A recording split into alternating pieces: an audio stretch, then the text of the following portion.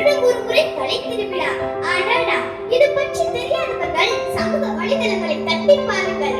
எங்களது திறமைகள் உங்களை அசர வைக்கும், ஆட வைக்கும். மதிப்பெண்ணை மட்டும் அறுவடை செய்ய வைப்பதில்லை என் பள்ளி. மிதிவண்டியில் என் நண்பர்களோடு செல்லும் அனுபவத்தை எந்த ஆடிக்காரும் தர முடியாது.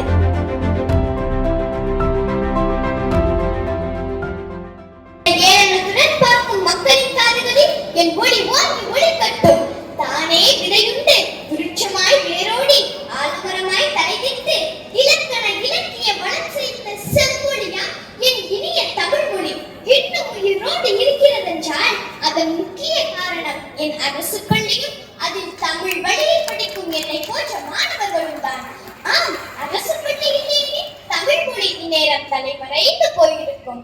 நான் அம்மாவின் செல்ல பிள்ளை, நான் அம்மம்மாவின் செல்ல பிள்ளை என கொஞ்சம் பேசும் மழலைகளுள் சமூகத்திற்கே செல்ல பிள்ளைகளாக பிரசவித்த என் மாற்றுத்திறனாளிகள் படிப்பதற்காகவும் பாதுகாப்பிற்காகவும் அதிகம் தஞ்சம் புகுவது எம் அரசு பள்ளியில் மட்டுமே.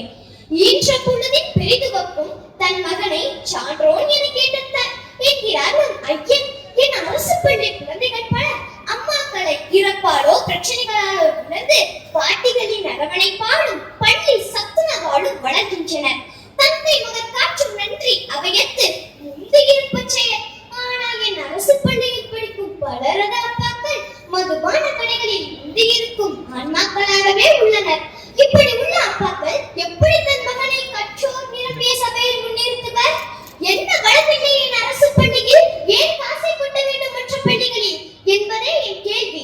ஆம், போதுமான கட்டட வசதி, நூலக வசதி, கணினி வசதி, கழிப்பறை வசதி, சத்தான காலை மதிய உணவு, அறிவார்ந்த ஆசிரியர்கள் என அரசு எங்களுக்கு அதிகமாகவே கை கொடுத்து வருகிறது. அது மட்டுமா, வருடம் ஒரு முறை கலை திருவிழா. அடடா, இது பற்றி தெரியாதவர்கள் சமூக வலைதளங்களை தட்டி பாருங்கள். எங்களது திறமைகள் உங்களை அசர வைக்கும், ஆட வைக்கும். மதிப்பெண்ணை மட்டும் அறுவடை செய்ய வைப்பதில்லை என் பள்ளி. மிதிவண்டியில் என் நண்பர்களோடு செல்லும் அனுபவத்தை எந்த ஆடிக்காரும் தர முடியாது. என் பள்ளி எல்லா சூழலிலும் வாழ கற்றுக் கொடுத்துள்ளது. கல்வி மட்டுமே வாழ்வை மாற்றும் என புரிய வைத்துள்ளது.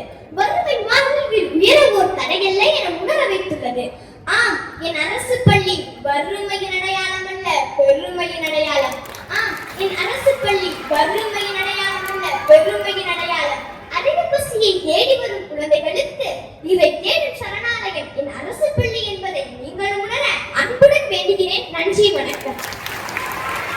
செய்திகளை உடனுக்குடன் தெரிந்து கொள்ள கீழ்கண்ட கேபிள் மற்றும் டிடிஹெச் நெட்வொர்க்குகளில் எம் நாடு செய்தி தொலைக்காட்சியை காணுங்கள். பாதகம் செய்பவரை கண்டால் நாம் பயம் கொள்ளலாகாது பாப்பா. மோதி மிதித்து விடு பாப்பா, அவர் முகத்தில் உமிழ்ந்து விடு பாப்பா. அண்மை செய்திகளை உடனுக்குடன் தெரிந்து கொள்ள இணைந்திருங்கள் எம் நாடு தொலைக்காட்சியுடன்.